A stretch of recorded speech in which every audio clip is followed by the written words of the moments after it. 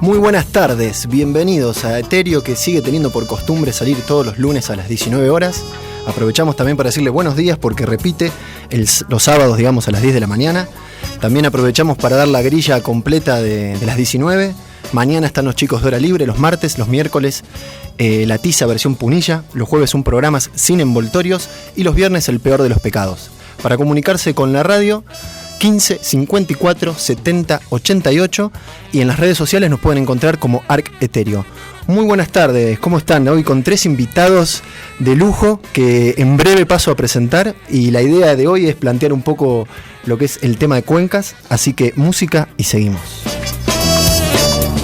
Paso a presentar a los invitados de hoy. A mi mano izquierda tengo a Ana Cingolani, que sí, siempre suelo cometer estos errores, que es doctora en ciencias biológicas, tiene, trabaja para el CONICET, investiga, la verdad que tiene un currículum muy extenso, publicaciones, hemos subido ya en las redes sociales, no sé si viste en el flyer que te vimos. Primero te digo buenas tardes, ¿cómo andas, Ana? Buenas tardes, ¿cómo estás? ¿Todo bien? Sí. Bien, bueno, comentaba, dentro de lo que es el currículum, también sos profesora, titular de la Facultad de Ciencias Exactas y Naturales de la Universidad de Buenos Aires. De Córdoba. De Córdoba. Yo me recibí en Buenos Aires.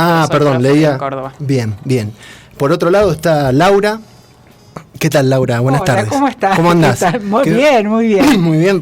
Sí. Vendría como de línea de Adarsa. Exactamente, sí, señor. Y por otro lado, perdón. Sí, voy a tomar un poquito. No, bueno, el ingeniero civil Facundo Ganancias, que tiene un magíster en recursos hídricos. Y bueno, vamos a aprovechar estos 3 invitados de lujo, y la idea de hoy era pensar un poco entre todos las cuencas. Y la idea era, en todo caso, mientras estábamos conversando previamente, definir qué es una cuenca. Una cuenca es todo el área de captación de un río. Es más fácil a veces explicarlo con un ejemplo que con una definición. Por ejemplo, si nosotros nos paramos en la desembocadura del río San Antonio, al lago, entonces la cuenca sería, digamos, todo el área donde cayó esa lluvia que está pasando, que nosotros estamos viendo pasar en el río. No sé si ahí queda claro el concepto. Entonces bien. La cuenca del San Antonio tendría unos 514 kilómetros cuadrados, y toda la lluvia que cae ahí adentro de esa área en algún momento puede ser consumida por las plantas, pero si no es consumida por las plantas o no es evaporada, va a parar al río y en algún momento la vamos a ver pasar. Bien, o sea, ¿por eso son muy importantes las montañas en esto? Por eso son muy importantes las montañas, sí, porque en general nacen la mayor parte de los ríos ahí. Bien, entonces vos justamente estábamos hablando de esto que, previamente habíamos publicado, la idea de la importancia de la vegetación, ¿no? Tener en cuenta que cómo afecta sobre los suelos, que esos son los que absorben, y vos tenías como un trabajo, tenés tú una investigación hecha que tiene que ver con esto de las especies. Sí, yo tengo algunas investigaciones y también he leído investigaciones de otros lados o investigaciones de otros, de otros autores que han trabajado en las sierras. Y, la vegetación cumple varias funciones. Una, y la principal, es proteger el suelo. Uh-huh.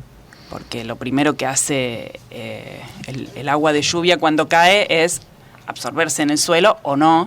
Si no hay suelo va a pasar de largo. Entonces, si tenemos, lo más importante, si tenemos una buena cobertura vegetal, es más probable que esa agua entre en el suelo. Y una vez que entra en el suelo, la tenemos asegurada, digamos. Después puede pasar que se la consuman las plantas, que drene por debajo del suelo hacia los arroyos. Pero si no tenemos suelo, por supuesto que el agua se va a escapar, va a venir una gran creciente y va a pasar rapidísimo. No sé si alguien tiene algo más para agregar de esto. ¿Laura? No, es como una gran esponja, entonces. La cuenca es una gran esponja. Exacto. Básicamente. Esa esponja tiene que estar protegida. Sí. La protección de la esponja lo da la vegetación, la da la vegetación. La vegetación, como decía Ana hace un rato, tiene varias funciones. Yo creo que la principal, desde el punto de vista de los recursos hídricos para el abastecimiento de agua, para todos los usos, humanos, vegetales, biológicos en los propios ríos y demás, es la permanencia del agua que viene en una zona semiárida como tenemos nosotros, que viene a partir de lo que se infiltró en los momentos de lluvias en la cuenca y que va saliendo de a poco, con una velocidad mucho más lenta que la del escurrimiento superficial, luego meses después de ocurrir las últimas lluvias. Para que esa esponja realmente tenga capacidad de absorción, la velocidad de escurrimiento del agua superficial tiene que ser muy lenta, porque la capacidad que tiene el suelo de admitir esa agua de precipitación es menor a la intensidad de la lluvia. Entonces uno de los papeles importantes que constituye la vegetación es ponerle un freno a ese escurrimiento vertiginoso que puede generar el agua en zonas con tanta pendiente como las que tenemos nosotros. Bueno, y hay una cosa más, además de que frena el agua, entonces el agua tiene más oportunidad de infiltrar. Lo que hace también es las raíces generan poros, entonces hace que el suelo sea más absorbente. Podés almacenar mayor cantidad de agua. Y otra cosa que logra es que no se pierda ese suelo. Claro, que no se erosione con la velocidad. Si no, baja mucha velocidad y se va el suelo. Algo que en la Pampa de Achala ha pasado, está pasando en muchas superficies. Se está perdiendo el suelo porque en el caso de la Pampa de Achala es porque por ahí hay en algunos lugares se quema mucho y hay mucha ganadería y queda muy desprotegido el suelo. Explotación. Entonces el agua pasa y se lo lleva. Una forma que la gente puede ver esto desde en su misma casa para hacer los ejemplos y verlo práctico, ¿no es cierto? Sería, por ejemplo, que tiren un balde de agua en el patio donde está todo embaldosado y va a ver que toda el agua la va a poder juntar, porque es toda superficial, nada se va a infiltrar. Y si vos comenzás a inclinar ese patio, eso va adquiriendo velocidad. Y es un poco, en vez, si vos tirás tu balde de agua en el pasto, el que lo va a recolectar es el suelo, es la capacidad de infiltración que tiene ese suelo. Depende si es arena, si es arcilla, vas a ir cambiando esa capacidad de infiltración. Y es algo muy importante para nosotros que vivimos aquí en la ciudad de Carlos Paz, donde es una ciudad con muchas pendientes, cómo va cambiando, con lluvias menores o no tan intensas, tenemos calles inundadas o jardines inundados o nos entra el agua en las casas. Y eso es porque estamos perdiendo la capacidad de infiltración también dentro de nuestro ejido urbano, porque debemos tener en cuenta la cuenca, por supuesto, porque es nuestra unidad de estudio. No podemos pensar absolutamente, no podemos encarar nada si no es pensando en la cuenca a la cual pertenecemos. Yo creo que eso todos lo tenemos claro. Sería importante que los que toman las decisiones tengan esa misma claridad, que es lo que no sucede. Bueno, me estoy yendo... No, está perfecto, está bien. No, o sea que... Entonces necesitamos las cuencas protegidas, pero a su vez por eso también sería interesante mantener, quizás, yo me estoy yendo a algo muy ya de Carlos Paz. No, pero también tiene que ver con el uso del suelo. Mantengamos nuestras calles bien mantenidas, no nos apuremos en asfaltar tanto, o usemos pavimentos porosos, o sea, tratemos de mitigar un poco todo lo que está sucediendo. Porque muchas lluvias, es decir, ¿hay más intensidad en la lluvia? Yo esperaría ver resultados estadísticos. Sí tenemos más calles inundadas y no es necesariamente por mayores lluvias, es el cambio de uso de suelo. No hay un uso responsable del suelo. Casas y una cosa importante, si en las casas en vez de cortarse el pasto en todo el terreno se dejara un poco más de vegetación y se cortara solamente el pedazo que uno realmente usa, algo que por ahí para una ciudad se lo ve como una locura, pero que en Cuesta Blanca, por ejemplo, o en algunos pueblos sí se hace, pero sería muy bueno porque eso ayuda muchísimo a frenar el agua que corre. Entonces se puede, y si se tiene que tratar de mantener vegetación nativa. Claro, eso. Sí. Cambiar la idea de nuestros jardines. Y hay que perderle el horror a los yuyos. Sí. El jardín verde todo el año. Bueno, ese es otro problema. Es otro problema. Sí. Vos me contabas. Y además de pampa húmeda, porque tenemos las especies, ojo, me incluyo, porque es lo que encontramos en los viveros. O sea, comienza todo. Hay una cosa que hay que tener claro. Acá todavía en Carlos Paz, si uno tiene un poquito de capacidad de observación, están todas las fuentes de propágulos, es decir, las semillas de todo el bosque nativo. Es decir, que acá en Carlos Paz uno puede recrear un pequeñísimo bosque nativo, que primero obviamente va a ser un pastizal, un herbazal, y con el tiempo va a ser un bosquecito, en Carlos Paz, porque no estamos en el medio de Buenos Aires, que ya no llega nada. Tenemos un montón de semillas y cosas que caen, entonces es cuestión de ir seleccionando. Lo que es exótico invasor, como podría ser los olmos o varias especies que son de otros lados. Siempre verde, sí, los siempre verde, hay un montón. Sí. Se van sacando, no es que sea una tarea fácil, es una tarea bastante ardua. Pero para este tema de las inundaciones sería fantástico, ayudaría muchísimo. Sobre todo la gente que tiene las casas en las laderas. La preservación del suelo, ¿no? Sí. El suelo en los jardines es fundamental. No alcanza con decir conservemos el césped, digamos, no pavimentemos, porque yo leí varios estudios que estuve analizando y el césped tiene un efecto casi, el césped que se corta permanentemente, casi tan malo como que se pavimentara. Casi no está cumpliendo la función de absorber. Digamos, la cumple, pero mínimamente. Mientras que si se podría mejorar con otras cosas. Se podría mejorar. O sea, con pequeñas cosas, siempre haciendo eje en lo que es la flora autóctona. Vos recién me comentabas esto que fuiste al 44, una situación muy particular. Tuve la suerte de la semana pasada de ir por una cuestión laboral a hacer una recorrida por varias cuencas de Capilla del Monte. Una de las cuencas que visitamos fue la que incluye el complejo del 44. Y gratamente sorprendido porque el personal que tiene el emprendimiento, que es de petroleros, es gente de la zona y gente conocedora de la zona. Entonces, de a poco ellos lo que van haciendo es quitando la vegetación exótica y plantando y resembrando y cuidando la vegetación nativa. A tal punto que ellos les habían aportado supongo que el sindicato, no sé, les habían aportado cañones de pararriego, esos cañones de aspersores de largo alcance, altos, los pusieron a regar y a los 2 días el encargado, que es nativo de la zona, que es el lugareño, digamos, le dice, no, inmediatamente sacalo y poné pararriego bajo, porque la flora nuestra, la nativa de la sierra, no está acostumbrada a tener agua en el follaje en épocas que no... Entonces termina generándose hongos, terminan generando... vos sos bióloga, sí. Podrías ayudar. Pero terminan pudriéndose además, esas plantas generando hongos y terminan secándolas las plantas y arruinando el bosque nativo y desperdiciando agua. Eso es fundamental. Entonces esto que decíamos... Los tres así juntos, desperdiciando agua, enseguida se conectaron por... Lo que pasa es que nosotros tenemos que entender dónde estamos viviendo. Sí. Y nosotros estamos en una zona semiárida.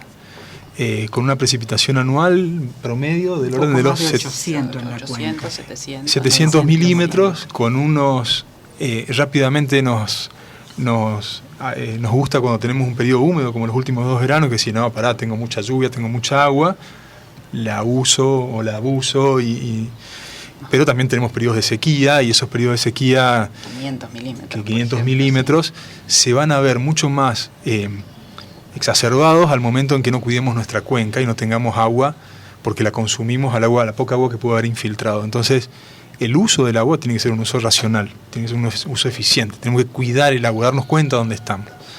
Desde el punto de vista de la cooperativa, yo sí trabajo en la cooperativa integral, nosotros, fíjense, perdón, les cambio un poquito el tema, pero la Organización Mundial de la Salud recomienda 200 litros por habitante por día. Hasta hace unos años. Antes recomendaba 250, bajó a 200, ahora está recomendando 120 litros. Inclusive plantea que una persona, para un correcto desarrollo de todas sus funciones de vida, con 50 litros por día está más que óptimo.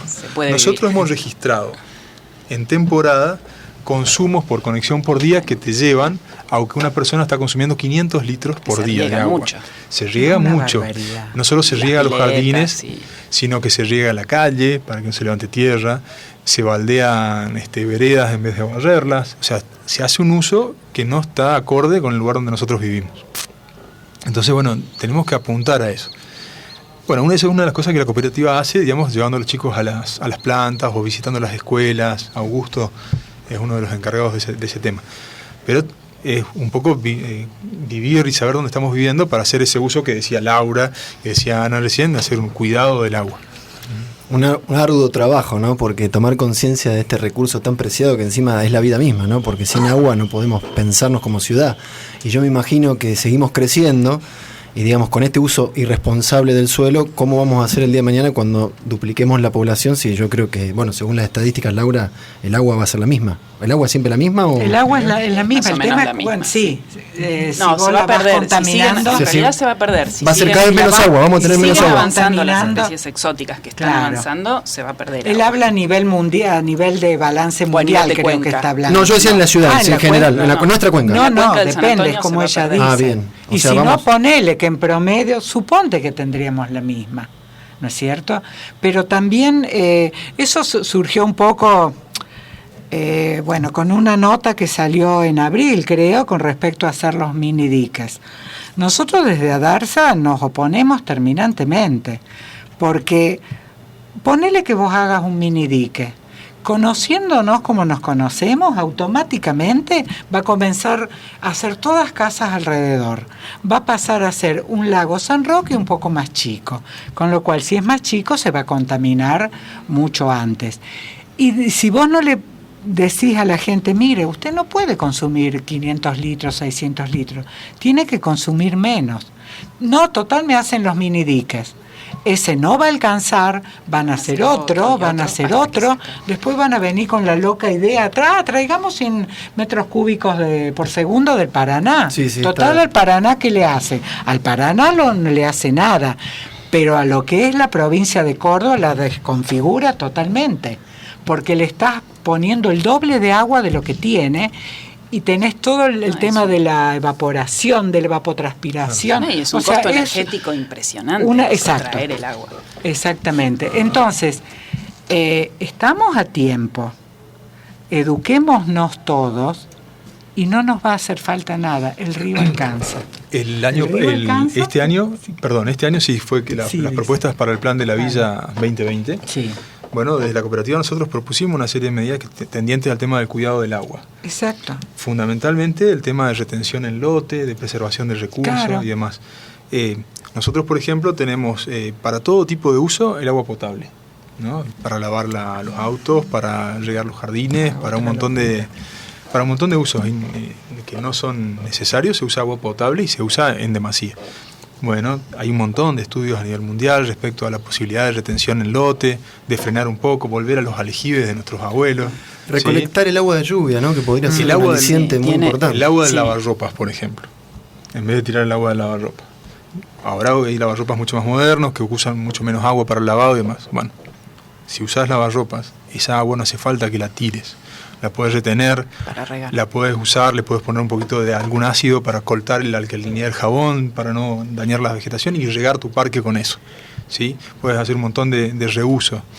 Usted arquitecto, las aguas grises dentro de la vivienda, claro, el reuso de las aguas. Sí. Se separan, eso no es muy sencillo. Lo que es el lavado, salvo, bueno, el inodoro, lo que tiene que ver con cloaca de agua, la vivienda. El agua negra que se llama, o el agua gris, digamos, tiene un sistema muy sencillo, digamos, separando.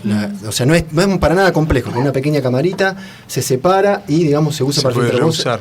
Ana, decías, me decías, Laura, tenés... No, pero yo quería agregar algo del tema, porque quería explicar bien el tema de las exóticas, que parece una pavada, la gente no entiende muy bien cuál es la diferencia entre un tipo de planta y otro tipo de planta, pero es un problema mucho más grave de lo que todos piensan, esto de que están unas 30 especies de plantas, árboles o arbustos grandes que no son de acá, que están subiendo las sierras. Año tras año eso se evalúa con imágenes satelitales, se evalúa con monitoreos de campo y están avanzando, están tomando el lugar de los bosques nativos, donde antes por ahí tenías un bosque serrano con molles y talas, hoy tenés un bosque de siempre verde, de acacia negra, de mora, de olmos. Entonces, y eso poco a poco, metro por metro, van avanzando. ¿Y qué pasa? El problema es que esas plantas, no todas, pero la mayoría, consume más agua que las plantas nativas, y entonces hace que los caudales de los ríos fuera de las crecientes, digamos, sean más bajos. Y haciendo cuentas, digamos, no hay muchos números para la mayor parte de las especies, pero sí los hay para los pinos. Están hechos algunos cálculos de trabajos que hicieron algunos colegas acá en Córdoba, y los pinos podrían tener un efecto parecido al de las otras especies. Entonces, ya conociendo los números de los pinos, y yo quería darles esos números para que vean la importancia que tiene esto de las exóticas y este problema de que se siguen plantando pinos. Bueno, además los pinos se escapan de las plantaciones. Entonces, no es solamente el área plantada, sino el área invadida, que va también aumentando. Los pinares de Copina tienen, no sé si todos conocen dónde están, tienen 12 kilómetros cuadrados.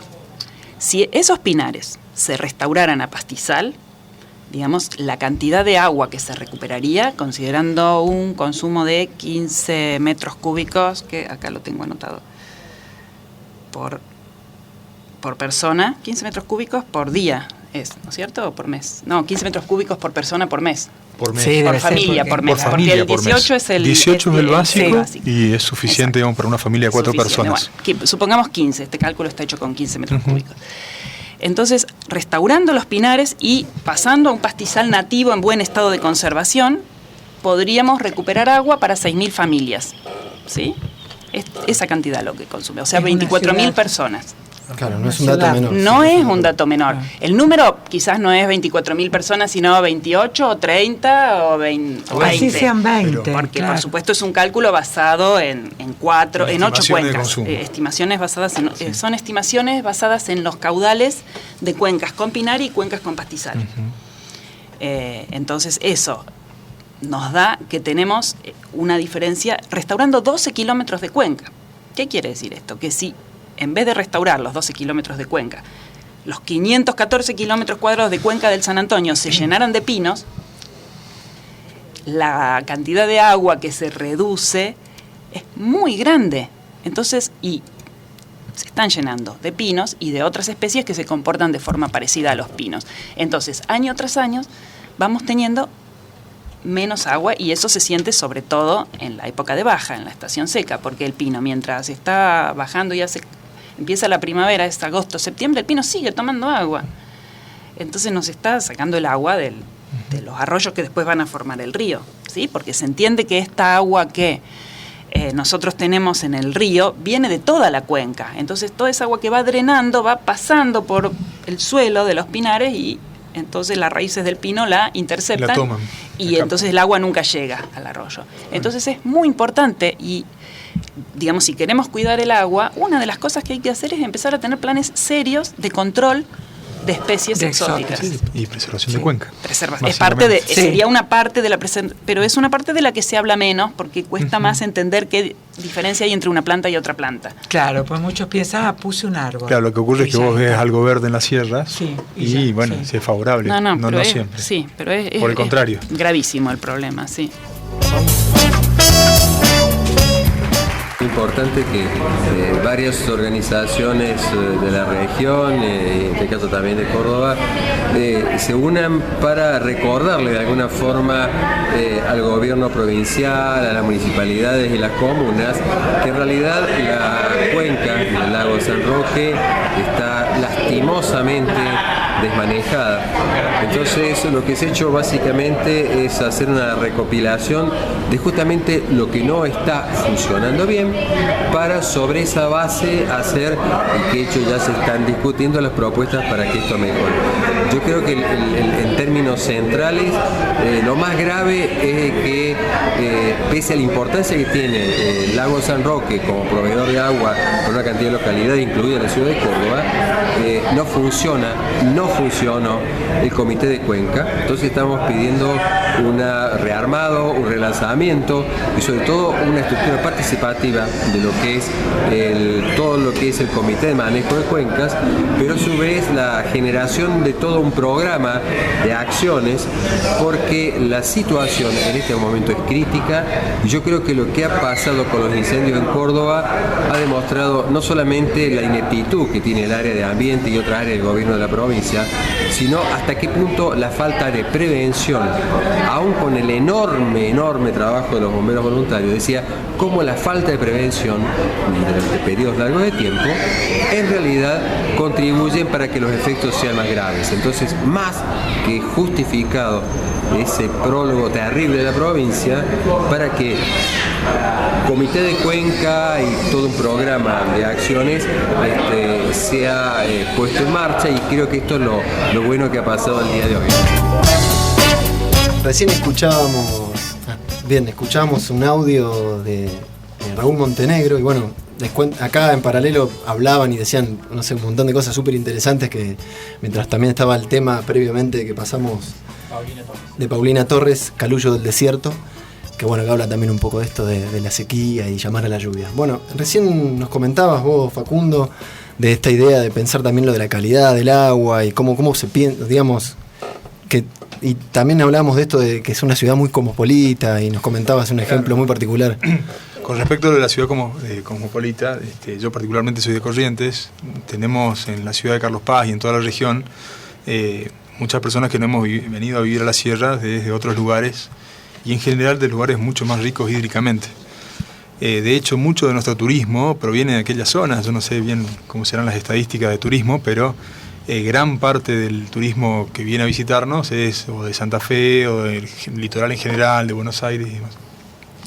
Entonces, por ahí esto del consumo del agua es distinto, y aunque debería ser lo mismo en todos lados, no es lo mismo tener al lado de tu ciudad el Paraná que estar en las sierras de Córdoba, de región semiárida. Entonces, hasta con fines terapéuticos, muchas veces nosotros vemos que hay un exceso de consumo, y ese exceso de consumo registrado por la cooperativa está en riego de jardines y un rato largo de personas con una manguera disfrutando del... Porque es lindo, a ver, sí. ¿A quién no le gusta estar un rato con los pies en el pasto y en verano regando, y es terapéutico, la cabeza que huele? Pero bueno, estamos en una zona que no hay ciertas cosas que no nos podemos permitir con el tema del consumo del agua para poder cuidarla el agua. Eso en cuanto a lo de los cosmopolitas, digamos. Y en cuanto al tema de la calidad del agua, yo lo que quería hacer referencia era lo que ocurre ahora en estos días, cómo podemos nosotros mejorar el cuidado de nuestros recursos a partir del cuidado y limpieza de la ciudad. Por ejemplo, nosotros ahora con las primeras lluvias que estamos teniendo ahora, lo que está haciendo es limpiar la ciudad. Entonces nosotros tenemos, si usted toma ahora agua de una cuneta, de un cordón cuneta de cualquier calle, va a encontrar en la toma de agua la limpieza de todos los contaminantes y toda la suciedad que generó la urbanización desde las lluvias de abril hasta ahora. Entonces va a encontrar metales pesados, va a encontrar restos de combustibles, va a encontrar basura, va a encontrar un montón de cosas que termina en el lago y contribuye, digamos, al deterioro de eso. ¿Cómo se puede mejorar eso? Bueno, con una limpieza y un aseo permanente, un barrido de las calles. Bueno, a eso me refería con el tema de la contaminación. Bueno, con respecto a ese tema, también hay muchos estudios que se han recopilado que muestran que si uno deja alrededor de los cuerpos de agua, ya sean los márgenes de los ríos o alrededor de los lagos, una franja que se le llama área buffer de vegetación nativa, ya sea bosque, pastizal, tiene una capacidad de filtradora de la contaminación muy grande, desde hasta un 80%, puede filtrar entre un 20 hasta un 80% dependiendo un poco de las características. La contaminación inorgánica y la orgánica. Por ejemplo, los nitratos y el fósforo es muchísimo lo que filtran. Así que eso también es otra cosa que se podría apuntar a tener. Sin duda. Y recién también, Laura, que hablábamos, que me parece muy interesante, con respecto a la ciudad, esta idea que ya está un urbanista, pero me pareció muy interesante el concepto de reducir el FOS en la zona residencial, pero consolidar lo que sería el centro urbano. Sí, y bueno, y recién hablamos con Facundo esta idea de que quizá no acompañan las infraestructuras para poder hacer estos desarrollos, no sé. Sí, no, exactamente, o sea, es un poco, yo creo que es lo que la mayor parte de la población de Carlos Paz quiere. Dentro del Consejo de Planificación Urbano-Ambiental se realizaron foros en todas las zonas de Carlos Paz planteando esto y todos tuvimos una gran recepción, es decir, la gente no quiere densificar las zonas donde vive.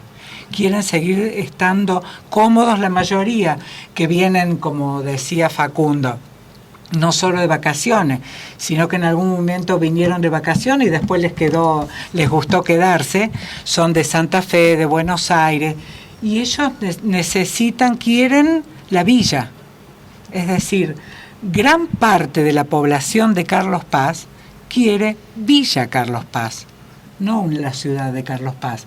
Entonces están en contra de ir densificando todas las zonas residenciales. Eso es lo que quedó establecido en los foros. No, y evidentemente con lo que hablamos esto de la gran esponja, necesitamos cada vez, digamos, zonas, respetar el verde que nos queda, porque si seguimos, digamos, como comiendo de a poquito, vamos perdiendo, es cantidad de agua. Yo recién me doy cuenta que, y mantener el verde, como dijo Ana. Claro. Con especies nativas. No el pastito inglés, claro. Ir favoreciendo. Y es que hay que romper esa idea del patio. Uno ya tiene incorporado, cuesta, digamos, ¿no? El año pasado, me acuerdo por Facebook, ella me reconoció una moradilla, ¿te acordás? Un moradillo que estaba, pobrecito. Que estaba ahí entre el payo. Le vi que tenía unas hojas que me parecían que no podían ser, que tenían que ser nativas, entonces subí la foto al Facebook porque ella, Onela, viste, también, bueno, una amiga que tenemos en común. Entonces ya salió a decirme qué especie era, con lo cual ya le empecé a cuidar y ahora tiene cerca de 1,20 m más o menos el arbolito. Así que sí, son las formas, todo es lento. El tema es que todos tenemos que trabajar en esto, no tenemos que esperar que un gobierno o una cooperativa o quien sea nos diga qué hacer. Nosotros, cada uno de nosotros en nuestras casas, tenemos que saber qué hacer. Y hacerlo, porque el tiempo se nos va a acabar si no. Ese es el tema. Bueno, qué fuerte esa frase, pero como que respiramos todos. Y Facundo, también hablábamos de algo que es muy importante, que creo que coinciden los tres, de algo, una ley que cuide la cuenca, o de cómo se puede, digamos, impulsar alguna herramienta, llámese legal o formal, para poder, digamos, cuidar nuestras queridas cuencas. Bueno, el año pasado, desde la comuna de Cuesta Blanca presentó un proyecto de creación de refugio de vida silvestre, bosque serrano, en lo que es la cuenca media del San Antonio, porque la cuenca alta ya tiene una reserva hídrica. Y la idea de presentar esa propuesta fue para preservar la cuenca, la biodiversidad que es enorme que tiene y el agua, por supuesto. Ese proyecto fue a la Secretaría de Ambiente, lo presentó una legisladora, o sea, lo presentó la comuna de Cuesta Blanca a través de una legisladora, pero luego quedó parado, entonces no se volvió a discutir, no se volvió a saber nada, un montón de vecinos y gente de la zona firmó apoyando el proyecto, entonces bueno, estaría bueno que eso se vuelva, se discuta, se analice por lo menos, no que quede en un cajón, que se presente y que quede en un cajón. Ahora no sé si está en agenda de todos, quizá hay que de alguna manera este pequeño programa intenta mínimamente poner este tema en agenda, quizá... Sí, porque quizás esos temas que están en nuestra cabeza todos los días, pero en nuestra cabeza. No de otra gente, claro. Claro, porque en realidad, digamos, si no sumamos al común de la sociedad, no se va a poder cambiar, digamos, ni solucionar el tema ni del pasto, ni de la flor, digamos, todo lo que tenga que ver con el tomado de conciencia, de las plantas nativas, informar. Yo incluso, si me preguntás rápido cuántas plantas nativas conozco, y yo empiezo, te digo 3, puedo decir espinillo, y mirá. Empezás a dudar. Claro, y empiezo, quizá algarrobo, sí, pero tengo un límite muy... Sí. Y la verdad que tendría que y todos tendríamos que tener un conocimiento, identificarlos medianamente. Yo me doy cuenta enseguida cuál es el olmo, el siempre verde. Creo que conozco más. Las exóticas. Las exóticas. Totalmente. Y las tengo mucho más incorporadas, más, y generan, no hay que negarlo, porque recién lo decía Facundo también, es muy lúdico, ciertos paisajes con el pino, pero hay que entender que eso es un daño enorme para todos nosotros. A la belleza de un buen algarrobo. Muy bien, sí. Muy bien. Sí, eso lo de claro, por ahí la belleza que se vende es un paisaje que no es nuestro, pero la belleza de la vegetación nuestra es fantástica. Totalmente. Claro, promocionemos nuestra belleza. Es muy linda la vegetación nuestra. Lo que pasa es que, claro, cuando está incendiada, toda, digamos, el suelo se queda seco porque faltan los pastos y faltan los árboles, no es lindo, pero cuando está bien conservada es lo más lindo que hay. Es muy lindo. Tenemos unas especies que son otoñales. Por ahí la gente no las conoce, pero tenemos, por ejemplo, el guindillo, que es una especie que se pone un poco tarde, tipo en invierno se pone roja y parece, digamos, un paisaje increíble. Bueno, pero eso no se conoce porque la hemos cortado, porque la hemos reemplazado por pinos, entonces no se las ve.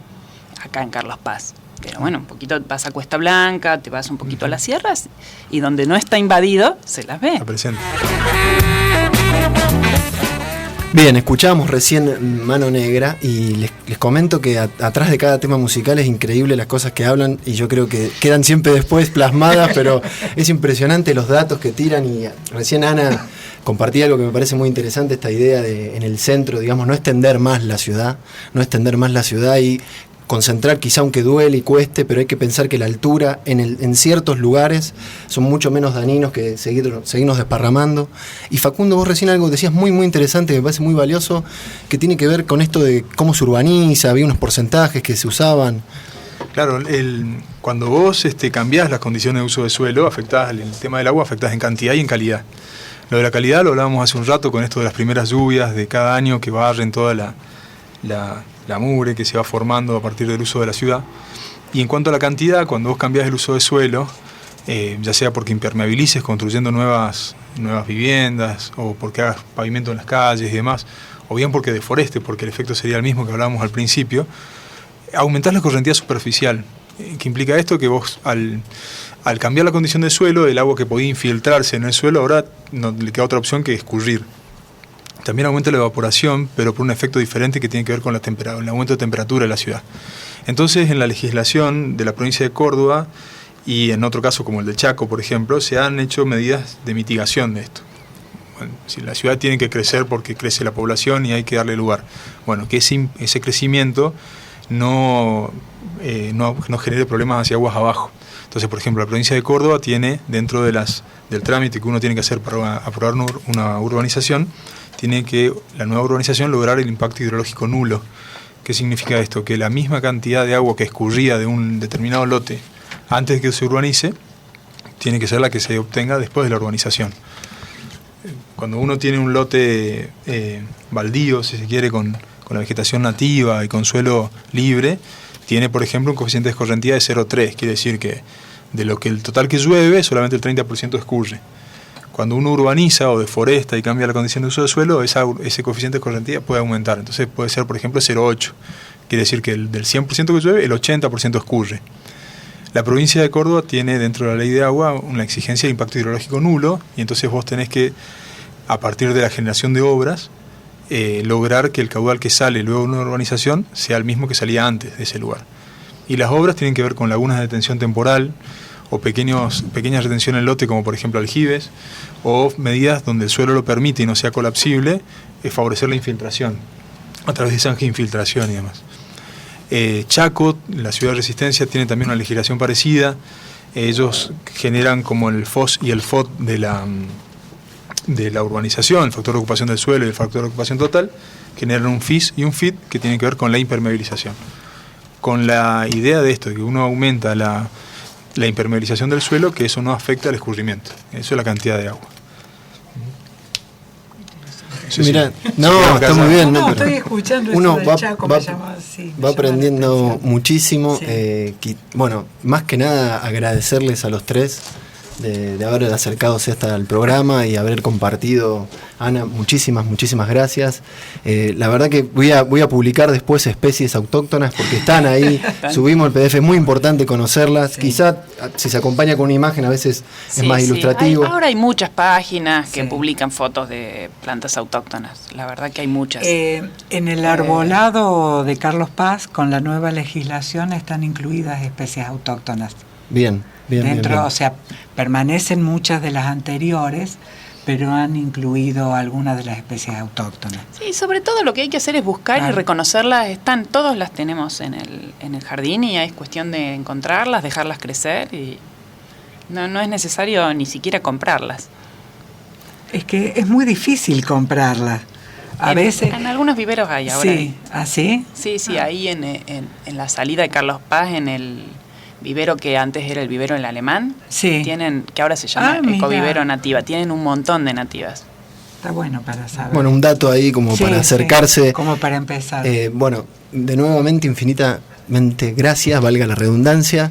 Y bueno, los despido así, ahora vamos a continuar nosotros con un bloque nuevo que es de cine. Así que esto fue Etéreo.